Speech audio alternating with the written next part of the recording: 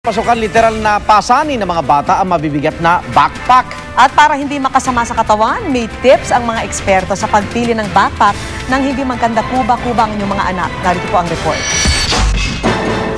Makakapal na libro, maraming notebook at sangkaterbang gamit pang eskwela. Sa araw-araw ba namang pagbibitbit niyan, may ilang bata nang nagkakandakuba. Itong si Andrea, nagbubuhat daw ng heavy cut na backpack mula nursery hanggang second year high school. Ngayon, scoliosis ang pinapasa niyang problema. Nananakit yung likod ko. Tapos minsan makakangalay. Yun, natutuyuan ako ng pawis. Ipinakita niya sa amin ang kanyang likod na hindi na pantay. Mas maumbok ang kanang bahagi. Habang ang kanyang kaliwang balakang mas mataas sa kanan. Ang kondisyon ni Andrea ang iniiwasan ni Esperanza na mangyari sa kanyang anak na makailang beses na raw idinaraing ang sakit sa likod. Hindi ko na siya pinagamit ng backpack. Kahit po grade 5 na po, meron pa rin po nag-i-stroller. Kasi po sa hirap sila mag-backpack. Paglilinaw naman ng isang eksperto, walang direktang pag-aaral about backpack at saka scoliosis. Maaaring may kasama ding problema sa posture niya, yung tamang pag-upo. Gayunman, nakakaapekto pa rin daw sa katawan ang bigat na nilalaman ng backpack. Mas maganda na properly padded o may mga foam dito sa strap nila. At yung iba may strap pa dito sa gawing bewang, no? Bakit kanyo? Kasi unang-una nakaka-distribute, no, ng weight ng mga libro, hindi lang dito sa balikat, pati dito. Kung gusto pa rin ng estudyanteng mag-backpack, mainam daw na bilan sila ng may makapal na padding. Maghanap din daw ng tinatawag na spine protector para iwas sa sakit ng likod. At yung may dagdag na strap sa bewang at dibdib para makalat ang pagpasa ng bigat ng bag sa buong likod at hindi lang sa balikat.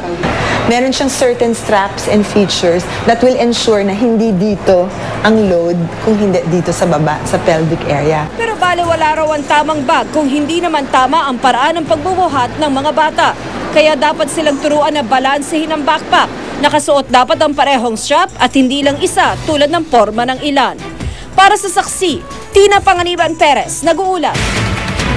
Muling direksya na mga gusto magkaanak ang pista ng Ubandos sa pag-asang mabibiyayaan sila ng supling kapag nakiisa sa fertility dance. Pero hindi lang pala anak ang pwedeng hilingin kay Santa Clara at sa iba pang santo ng Obando, Bulacan. Saksi si Lay Alves. Dito sa Obando, todo ang pagsayaw ng marami.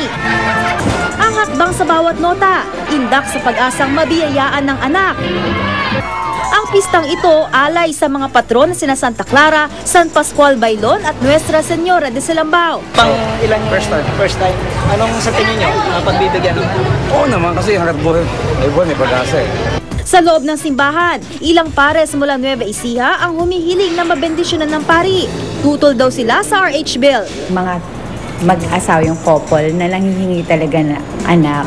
So, isa kami doon sa couple na nanghihingi talaga ng blessing from God. Tapos, bakit kailangan yung iba hadlangan, gano'n.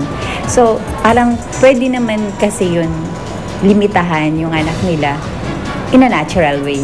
Ang mag-asawang Aileen at Joseph Tijones mula Cavite, 10 taon ng kasal. Ngayong nagamot na raw ang diferensya ni Aileen na hadlang dati sa pagbubuntis niya, umaasa silang magkaka-baby na. Sabay pa nga kung magiging responsableng magulang. Kasi ang nagsasuffer bata, nakakaawa.